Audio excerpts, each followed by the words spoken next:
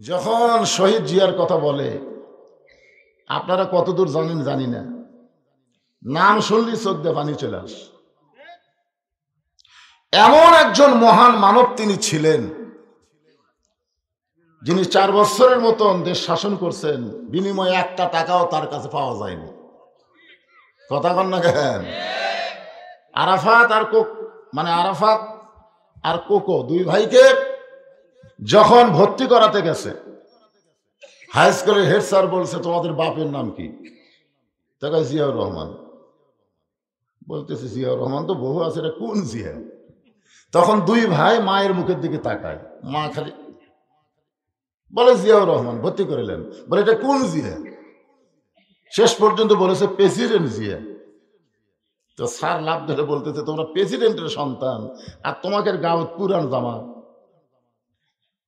বলে আমার বাবা যে জামা ব্যবহার করে ওটা পুরাতন হলে আমাদের দুই ভাইকে আবার ছোট করে বানিয়ে দেয়। এমন একজন মহান মানুষ আমাদের বাংলাদেশের প্রেসিডেন্ট ছিল, তাকে কেউ জিয়াউর রহমান বলে না, সবাই বলেন শহীদ জিয়া। তোর এখন ঠিক কিনা? আমি যতবার মক্কা মদিনায় গেছি, আরাফাতের ময়দানে গেলে জিয়াউর রহমান যে কত বড় আল্লাহর ওলি, যারা হজ করবার গেছে তারা নিজের চোখে দেখছে। তারই দল হলো বিএনপি। কিন্তু এই ফাঁকা আলমগীর খুব ডিস্টার্ব করতে চায়। কি আলমগীর? এই ছাত্রলীগ নিষিদ্ধ করার সাথে সাথে ওইকে নিষিদ্ধ করলো কেন? ইসকনকে নিষিদ্ধ করার দাবি তোলা হলো কেন? না না, আমরা নিষিদ্ধের পক্ষে না। বাংলাদেশের সবচাইতে বড় দল হলো বিএনপি। যেই বিএনপিকে আওয়ামী লীগ সবচাইতে বেশি নির্যাতন করেছে, জোরে কারণ ঠিক কিনা? তাহলে সেই আওয়ামী লীগ নিষিদ্ধ করা হবে, অথচ তারা আপত্তি জানায়।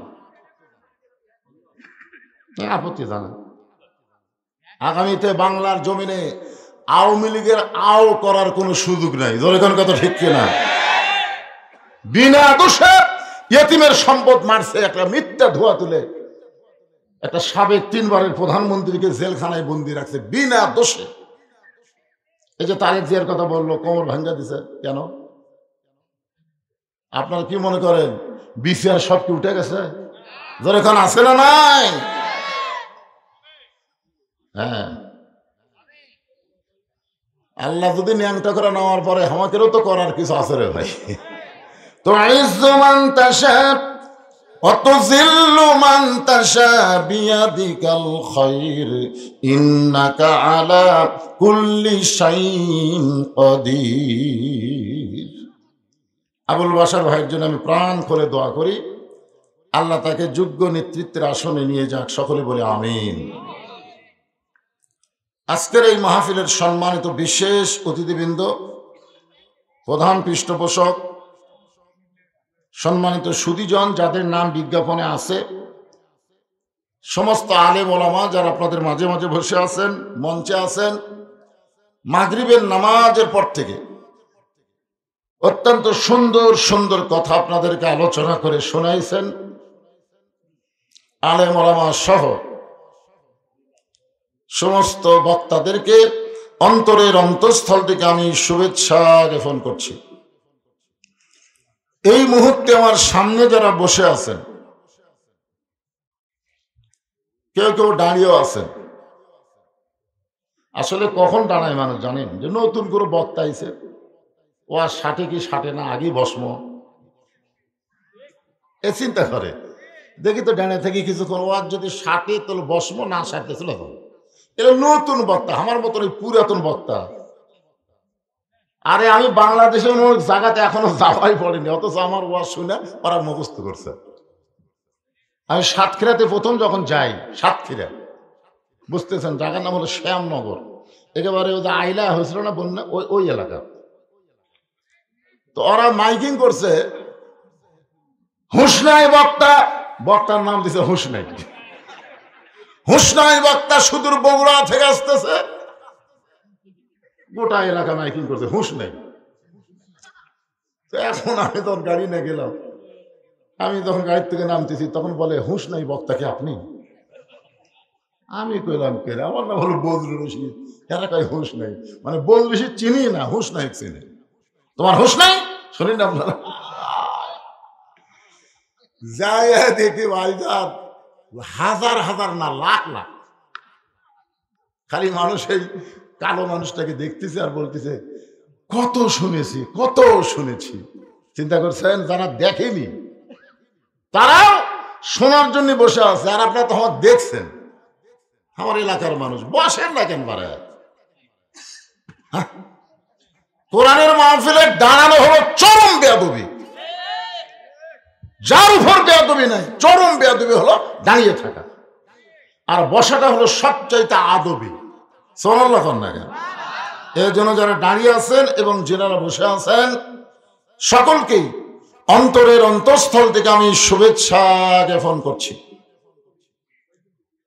আমার সম্মানিত মা বোনেরা, আজকের মাহফিলের সম্মানিত সভাপতি বললেন যে মা বোনদের নাকি জায়গা হচ্ছে না, তার মানে অনেক মা বোনেরা এসেছেন। সম্মানিত মা বোনেরা, খালি পর্দার অন্তরালে থাকলে হবে না মা, পর্দার ভিতর থাকা লাগবে। একটা হলো পর্দার অন্তরালে থাকা, আর একটা হলো পর্দার ভিতর থাকা। সম্মানিত মা বোনদেরকে অত্যন্ত শ্রদ্ধা করে এই মুহূর্তে জানতে চাচ্ছি আপনারা সকলে কেমন আছেন? আলহামদুলিল্লাহি রাব্বিল আলামিন। যে আল্লাহ শারীরিক সুস্থতা দান করে মানসিক প্রশান্তি লাভের জন্য আজকের এই জান্নাতের বাগানে কবুল করলেন, আমরা সে আল্লাহর উপরে খুশি না বেজার? তাহলে জবান করে সমস্বরে সকলে বলবো রব্বানা লাকাল হামদ হামদান কাসীরান তাইয়িবান মুবারাকান ফীহি। আমরা প্রশংসা করলাম কার? কেন করলাম? আপনারা বলেন তো, বাংলাদেশ এমন একটা দেশ যেই দেশের তিন দিকে হলো ভারত। তিন দিকে কি? একদিকে ফাঁকা আছে, সেই দিকে আবার সাগর। ভারতের এক উগ্রপন্থী নেতা কিছুদিন আগে বলেছে, আমরা যদি বাংলাদেশকে ধরি ওদের পালানোর কোনো রাস্তা নেই। তার মানে বোঝা গেল ওরা আমাকে ধরলে আমরা পলাবো। কত বড় সাহস! এই শালা ভগবান দলের কত বড় সাহস! যাদের ভগবানের কোনো পাওয়ার নাই, তাকে পাওয়ার আছে। আর এরা কয় ওরা যদি আমাকে ধরে তাহলে আমাকে পলাবার বড় জায়গা নেই। সঙ্গে সঙ্গে আমি ফেসবুকে স্ট্যাটাস দিয়েছি, ভারতের মালওয়ানের বাচ্চারা আমাদের ধরার জন্য বাংলাদেশে ঢুকে দেয়, 15 মিনিটের মধ্যে তোদের নুনু বাচ্চা কাটিয়া মুসলমান বানিয়ে দেবো। ধরে কোন কথা ঠিক? একদল কাটবি আর একদল মুড়ে দিবি খালি। আরে ভগবান, কোন পাওয়ার নাই, সব পাওয়ারের মালিক হচ্ছে আমার আল্লাহ। ধরে কোন ঠিক কিনা? আমরা আল্লাহর প্রশংসা করার কারণ হলো আল্লাহ দয়া করে রহম করে এই মালন বাচ্চাদের ভিতরে না পাঠায়া মুসলমানের দেশে আমাদেরকে কবুল করেছেন। জন্মসূত্রে আমরা মুসলমান হয়ে গেছি। খুশি না বেজার? জোরে সরে বলে আলহামদুলিল্লাহ। আছেন আমার মুক্তার, আছেন আমার ব্যারিস্টার, শেষ বিচারের হাইকোর্টেতে তিনি আমায় করবেন পার। আমি পাপী রাসূল জাবিন্দার। কি বুঝলেন? হ্যাঁ, কিন্তু বুঝলেন আমাদের নবী শুধু নবী না ভাই, আমাদের নবী হলেন আমাদের নেতা। এই দরুদ শরীফের মধ্যে আপনারা কি বললেন? আল্লাহুম্মা সাল্লি আলা সাইয়্যিদিনা মাওলানা মুহাম্মদ। কি বুঝলেন? তিনি শুধু আমাদের নবী না, তিনি হলেন আমাদের নেতা। হাসরের ময়দানে আমরা যখন বিপদে পড়ব, আল্লাহ যখন হাকিম হয়ে আমাদেরকে আসামি করে বিচার শুরু করবেন, ওই সময় আমাদের নেতা নবী উকিল হয়ে ব্যারিস্টার হয়ে আমাদেরকে সুপারিশ করে জান্নাতে পৌঁছায়া দিবে। কি ভাগ্য রে আমাকে, কি ভাগ্য! আল্লাহ পাইছি মাশাআল্লাহ, নবী একটা পাইছি সুবহানাল্লাহ। এত বড় ভাগ্য আর কারো আছে?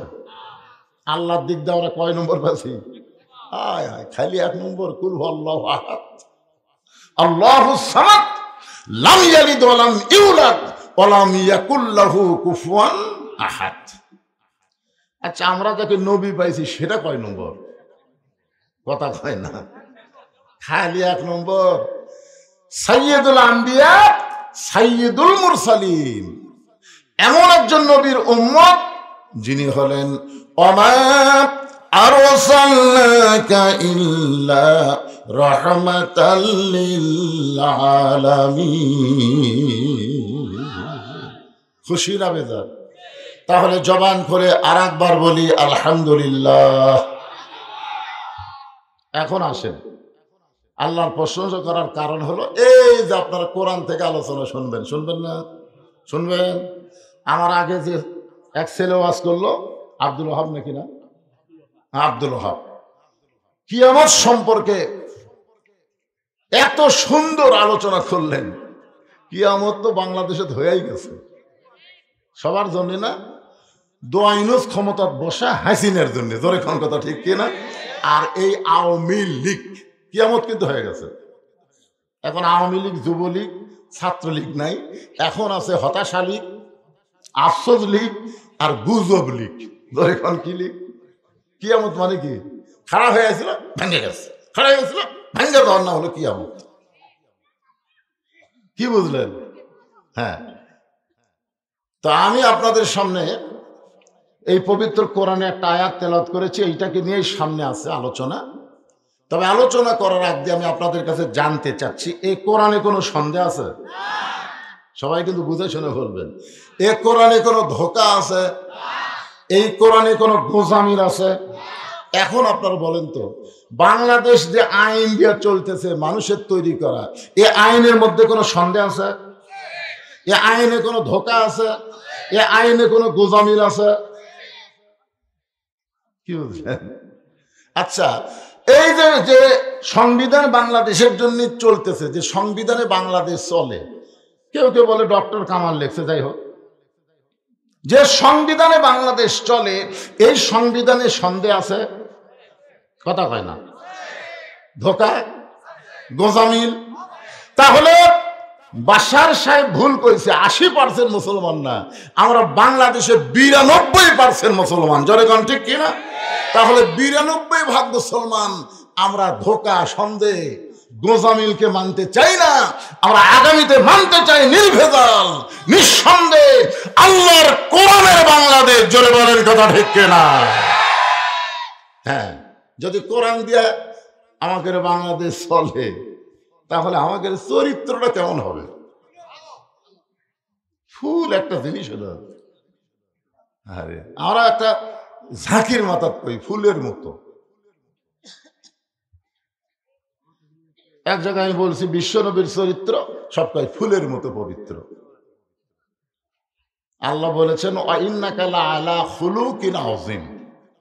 আজিম আল্লাহরই নাম, সেটা নবীর চরিত্রের সাথে আল্লাহ যোগ করে দিয়েছে। আমরা যারা এখানে বসেছি আসেন, এখানে আল্লাহ বলতেছে ইয়া আইয়ুহাল্লাযীনা আমানু, যারা আমাকে বিশ্বাস স্থাপন করেছো, আত্তাকুল্লাহ, ভয় করতে হবে কার? আরো জোরে, জোরসে বলুন। কিন্তু আমরা করি কার? আবার আওয়ামী লীগ কোন? আওয়ামী লীগ তো কিয়ামত হয়ে গেছে। আওয়ামী লীগ আছে? নাই। না না, শোনেন, এখন কিন্তু এই সিসা মেসা জেলা রোড আছে, বুঝলেন? এই যে জামাতার পুকুরটি আশেপাশ জেলা রোড আছে, এলার রোডে ডাকাতি হচ্ছে, বুঝছেন? তো আমার কয় হুজুর ওয়াজ শেষ করে কোন রাস্তা দিয়ে যাবেন? আমি বলি ভাই রে, এইদিকে গেলে খুব শর্ট তেল তেলার আছে। না হুজুর, রাস্তা তেল তেলা হলে ভালো নয়। কেন ভালো না? মাঝে মধ্যে রাস্তার গাছ দিয়ে, তাহলে কি বুঝলেন? আমি বলতেছি তাহলে ভাঙ্গা দিয়ে যাওয়া লাগবে। আপনার বলেন, আমি গভীর রাত্রে ভাঙ্গা দিয়ে বাড়ি যাচ্ছি কার ভয়ে? আরে ৯২% মুসলমানের দেশে আল্লাহর কোরআন, তারপরে আমাদের মতন বক্তারা ডাকাতের ভয়ে ভালো রাস্তা বাদ দিয়ে ভাঙ্গা রাস্তা যায়। জোহরের নামাজ পড়বেন শাহজাহানপুর কেন্দ্রীয় মসজিদে, পায়ে ২,০০০ টাকার জুতা আছে। এখন মসজিদের দরজার যে আপনি চিন্তায় পড়ে গেলেন, জুতে কি করি, দরজার থমো না হাতত নেব? মন বলতেছে যে জুতা চোর তুসলে, জুতা হাতত নিয়ে মসজিদে ঢুকতেছি, আপনার বলেন তো কারো হয়? তাহলে কি বুঝতেছেন? ডাকাতের ভয়, চোরের ভয় কলিজার মধ্যে রাখলে কোনোদিন আত্মাকুল্লাহ ডিগ্রি অর্জন করা যাবে না। ধরে কোন ঠিক কিনা? এই যে আল্লাহ বলতেছেন আমার জন্য ভয় করো, আর আমাদের মধ্যে ডাকাতের ভয়, চোরের ভয়, এর আগে ছিল পুলিশের ভয়, র্যাবের ভয়। পুলিশ ধরবে এই চিন্তা আমি দিনে 10 বার করছি, পুলিশ ধরবি পুলিশ ধরবি। আমার ইমান কয় কে রে হুজুর, তোর যে আজরাইল ধরবি রে। মানে পুলিশ ধরার ভয়ে আজরাইল ধরার কথা আমাদের মনেই নেই। আল্লাহ বলতেছে যারা আমাকে বিশ্বাস স্থাপন করেছ, তোমাদের 1 নম্বর শর্ত হলো ভয় করতে হবে কার? আরো জোরে জোরসে বলুন। আল্লাহর ভয় যদি আমরা করতে চাই, তাহলে দুনিয়ার কোন আইন দিয়ে আল্লাহর ভয় করা যাবে না। আল্লাহর ভয় করতে গেলে কেবলমাত্র আল্লাহর কোরআনের আইন আমল করা লাগবে। ধরে কোন ঠিক কি না? এরপরে আল্লাহ বললেন হাক্কা তুকাতিহি, শুধু ভয় করলে হবে না, নিয়ম মতো ভয় করা লাগবে। রমজান মাসে রোজা রাখবা, 5 ওয়াক্ত নামাজ পড়বা। রমজান মাসে তুমি সব সময় তাসবিহ তেলাওয়াত করবা। আর রমজান যেই চলে যাবে তুমি আগে যা ছিলে তাই। মাঝে মধ্যে ভয় করে, কিন্তু সব সময় নাই। যুবতী অবস্থায় বোরকা পরে না, বুঝলেন? যুবতী অবস্থায় বোরকা পরে না, অন্যায়কে গলাত মালা করে দিচ্ছে। ওই মেয়েটা যখন বুড়ি হয়ে গেছে তখন বোরকা পড়ছে। মরা লাগবে ভাই, মরা লাগবে ভাই। হায় হায়, যুবতী অবস্থায় সবাই যখন দেখিছে তখন ভয় করেনি। যেই মরার বয়স আছে কই মরা লাগবে ভাই। সারা জীবন ঘুষের চাকরি করছে, চাকরি চলে গেছে, আল্লাহর ভয় বলতেছে আল্লাহ আমি আর কোনোদিন ঘুষ খাবো না। 2 কান্দে 2 ফেরেশতাকে আল্লাহ এর কান সারাত কি চড় বসাবো। এই শালা যতদিন ঘুষের চাকরি করছে ততদিন কান দিবি, যেই চাকরি চলে গেছে আর কান দিচ্ছে। তার মানে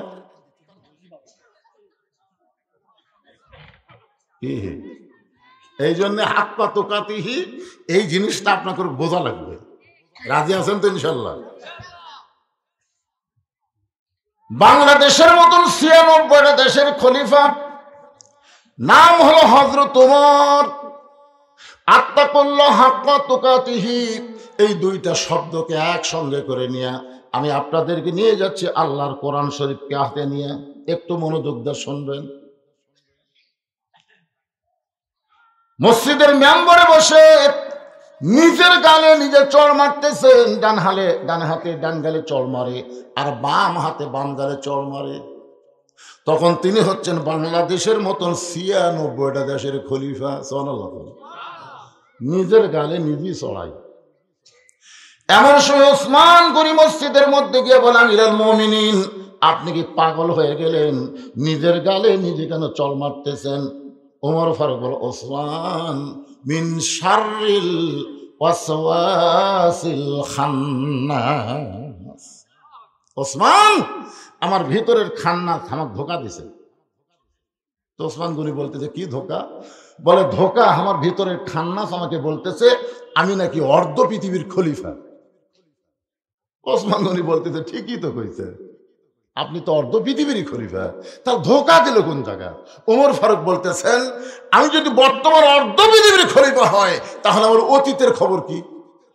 এই শালা শয়তান খালি বর্তমান দেখায়, অতীত দেখায় না, ভবিষ্যতের কথা মনে করে না। জোরে কোন কথা ঠিক কিনা?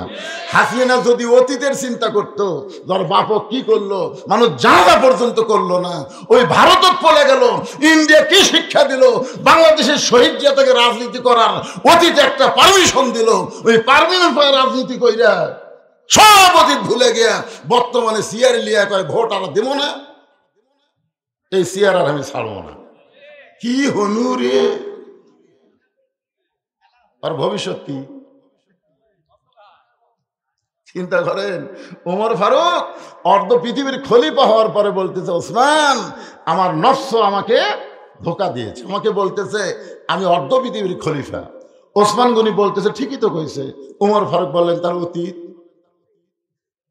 অতীত অতীত আমি খালার বাড়িতে রাখালি করতাম, বিকালবেলা যখন ছাগল নিয়ে আসতাম খালা আমার কান ধরে বলতো, ওমর কয়টা ছাগল নিয়ে গেলে আর কয়টা ফেরত আনলে? আমি ছাগল গুনা দেখি 2-4টা কম, আমি আবার দৌড় দিতাম পাহাড়ি এলাকায় গিয়ে ছাগলগুলো খুঁজে খুঁজে খালারে যখন জমা দিতাম, খালা আমার মাথার চুল টেনে বলতো, ওমর আজকে যেই ভুল করেছো আগামীকাল যদি একই ভুল করো তোমার রাখালির চাকরি আর থাকবে না। আমি তখন খালার পা ধরে বললাম, খালা রাখালির চাকরি ক্যান্সেল করে দিলে আমি থাকবো কোথায়, খাবো কি?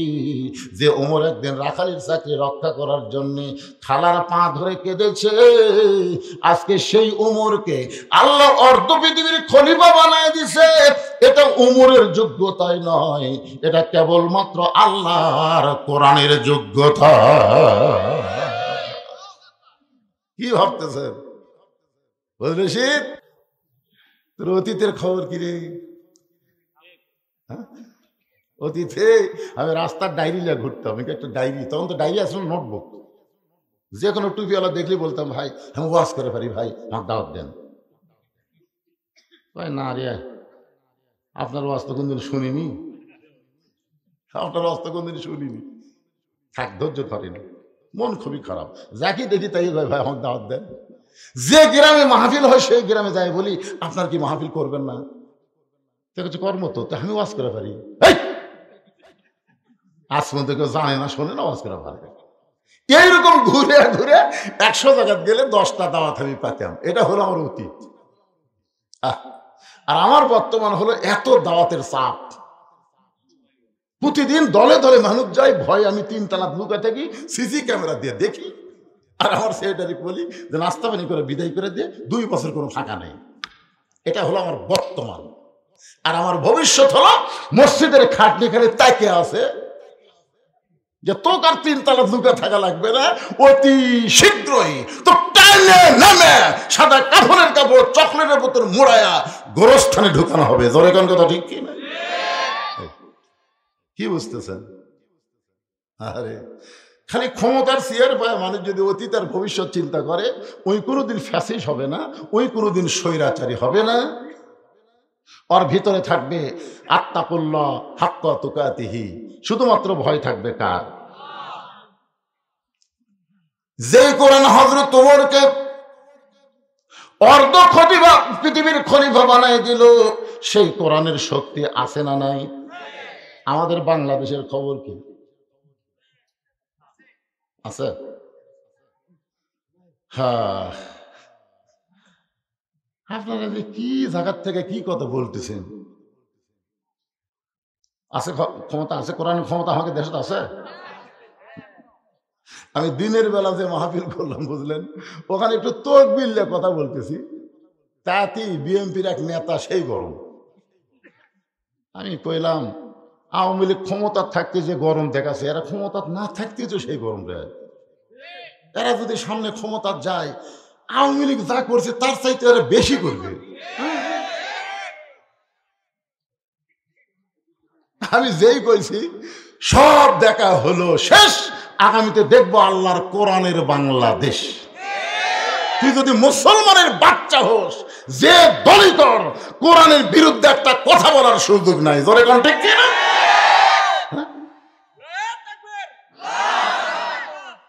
মেয়ে মানুষের নেতৃত্ব দেখা শেষ, আগামীতে দেখবো মরদ মানুষের বাংলাদেশ। জোরে কোন কথা ঠিক কি না? তোর কলজাত লাগে, কলজাত লাগে কে?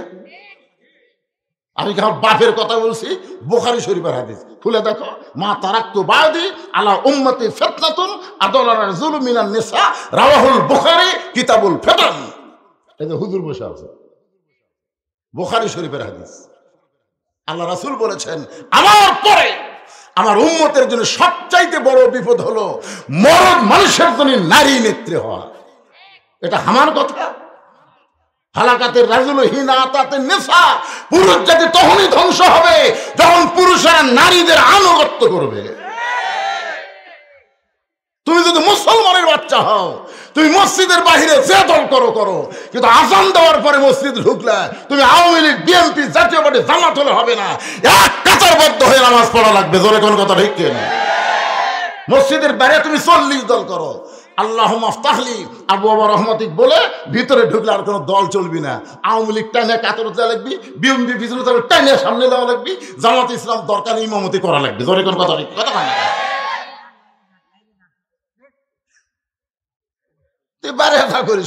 ভিতরে ঢুকে কোরআনের মাহফিলে যখন ঢুকেছেন তখন আর কোন বিএনপি, আওয়ামী লীগ, জামাত, তাবলীগ নাই। সব মুসলমান ভাই ভাই। ওয়াতাসিমু বিহাবলিল্লাহি জামিয়া ওয়া লা তাফাররাকু। আমরা সবাই কোরআনের দল। জোরে জোরে কথা ঠিক কি না? হ্যাঁ,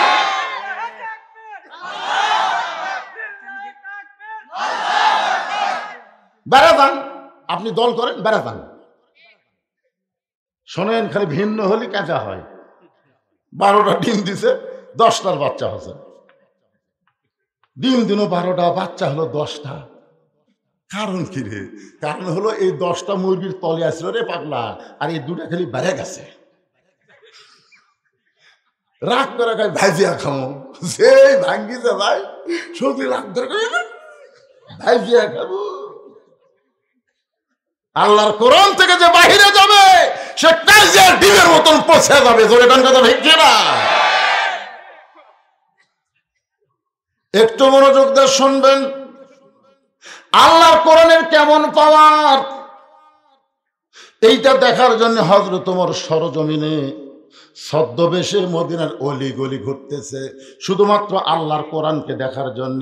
আর আত্তাকুল্লাহ হাক্কা তুকাতিহি, ভয় করতে হবে কার? শুধু ভয় করলে হবে না, নিয়ম মতো করা লাগবে। বুড়া বয়সে সিয়ার নিয়ে মসজিদে নামাজ পড়বেন, আর যৌবন বয়সে শয়তানি করবেন। আল্লাহ রাসূল যতক্ষণ পর্যন্ত কাতার সোজা না হচ্ছে ততক্ষণ রাসূল কেবলামুখী হয়নি। যখন মুয়াজ্জিন আকামত দেয় না, আমাদের ইমাম তো আগে থাকে কেবলামুখী হয়ে থাকে। কিন্তু আল্লাহ রাসূলের সুন্নত হলো যতক্ষণ কাতার সোজা না হয়েছে ততক্ষণ কেবলামুখী রাসূল হয়নি।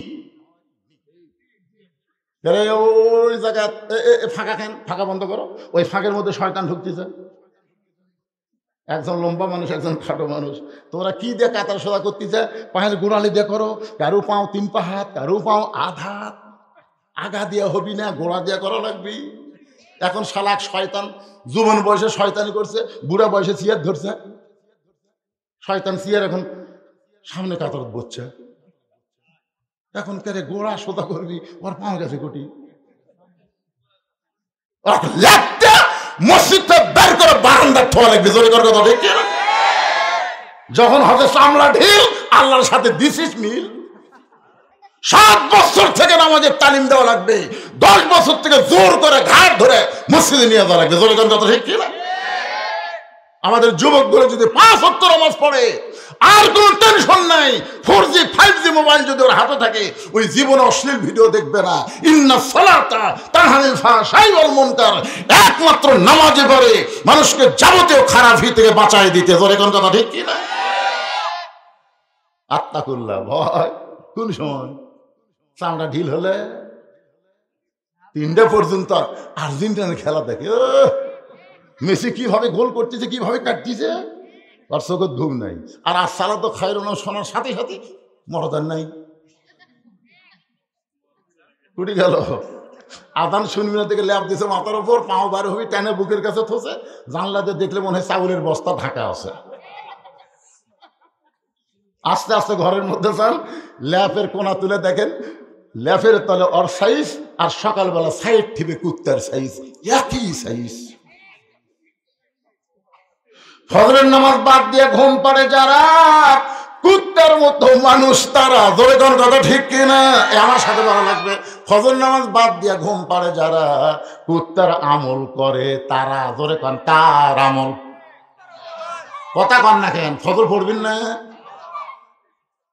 আমার আসতেই বলেছে হুজুর আপনার 9টা তুলে দেবো, ফাটাফাটি 11টা পর্যন্ত ওয়াজ হবে। আমি নিয়ত করছি তোরা যত 11টা কো, বহুদিন পরে যাচ্ছি 12টা পর্যন্ত মারবো, জোরে কোন কথা ঠিক না? কিন্তু ও সাইকেল এনেছে, সাইকেলের দিয়ে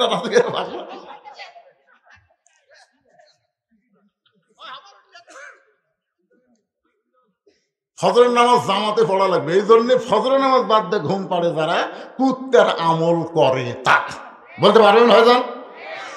ফজরের নামাজ বাদ দিয়ে ঘুম পাড়ে যারা, সবাই ধরে কান কিসের আমল? কেবল এই ওয়াজ যেই করছি, এটা হচ্ছে নাটোর লালপুর, সেই করছে এই ওয়াজ, 4-5টা কুত্তে দৌড়াচ্ছে। দেখবেন এখন কিন্তু মুয়াজ্জিন আজান দিলে কুত্তে দৌড়ে আসে না ভাই? ওরা কুটিতে ঘুম পাড়ে, যেই মুয়াজ্জিন আজান দেয় ফজরে, কুত্তে আজানের লোকমা দিচ্ছে। আমি যেই বলছি ফজর নামাজ বাদ দিয়ে ঘুম পাড়ে যারা কুত্তার আমল করে, তারা 4-5টা কুত্তে হচ্ছে। আমি যেই ওয়াজ শুরু করি আমি বললাম কাম তো সারা রে, কুত্তা খেললো কে? আয়াতে সমাজ বলতেছে সুম্মা রাদাদনাহু আসফালা সাফিলিন। আল্লাহর কোরআন বলতেছে ফজর নামাজ বাদ দিয়ে ঘুম পাড়ে যারা কুত্তার চাইতো খারাপ তারা। যেই কইছে কুত্তার চাইতো খারাপ তারা, একটা কুত্তাও নেই। তাহলে কি বুঝলেন? আজকে ওয়াজ শুনে কারা কারা ফজর পড়বেন না? এরে এই ক্যামেরাম্যান, তোমাকে খবর কি?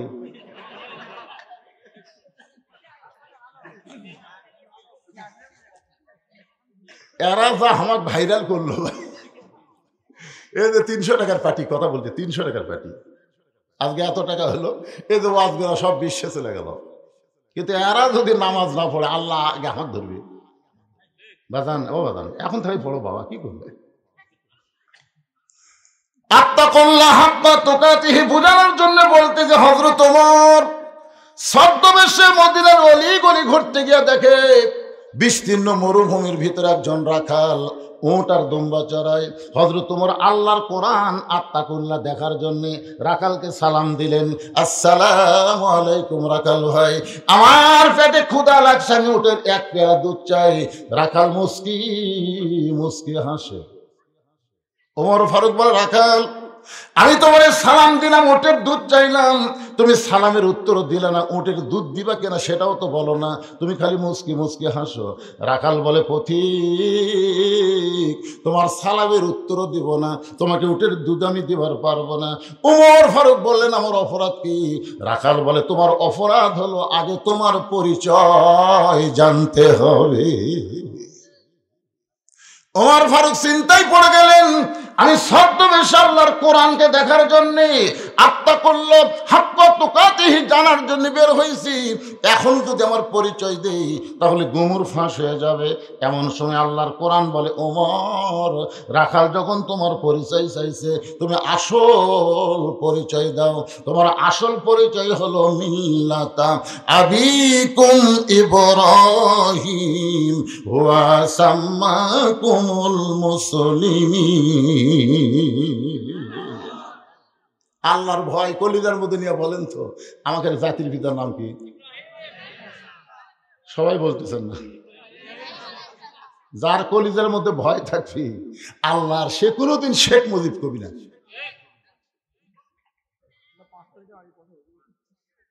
আজকে হচ্ছে তো 5 তারিখের আগে কি করছে সেটা বাদ দেন তো।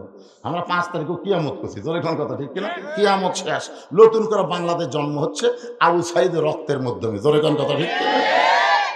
গতকাল দিনের বেলা আমি আবু সাইদের বাড়ির কাছে ওয়াজ করছি, আই রে ফাটাফাটি ওয়াজ রে। হ্যাঁ, পীরগঞ্জ হাসিনা শ্বশুর বাড়ি রে, আর সেই পীরগঞ্জের কবর চালালো রে। ওয়াজেদ মিয়ার গড়দোয়া, বুঝলেন? এই হাসিনার স্বামী গড়দোয়া করছে। জাফরুল ইসলামের কাছে গেছিল চাকরির জন্য। তো জাফরুল বলতেছে ভাই আপনার বউ হলো প্রধানমন্ত্রী, আপনি চাকরি খোঁজেন কেন? ওয়াজেদ মিয়া 1 ঘন্টা কান্দিছে, 1 ঘন্টা। এইরকম বউ যেন আল্লাহ কারু ঘরত না দেয়।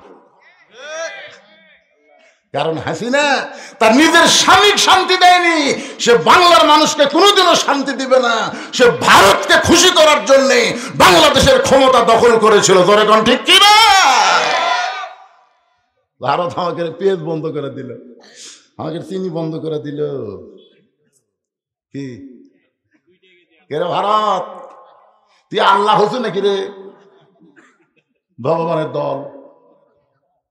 তুই যতই চেষ্টা কর, বাংলার মুসলমান ভারতের দিকে তাকায় না, আমেরিকার দিকে তাকায় না, বাংলার মুসলমান তাকায় আছে আল্লাহর দিকে। জোরে করে কথা ঠিক কিনা? এই বছর যত আলু লাগাছে ভাই, আর সেই রকম গাছ হচ্ছে। মাঝখানতে শীত পড়লো, আমি ফজর পড়া দোয়া করলাম, আল্লাহ আলু যখন বাম্পার ফলন হয়, আপাতত শীত কমে দাও তো। কি কম? আপনি কি খবর চাচ্ছেন? রেজেকের মালিককে ভারত না আল্লাহ?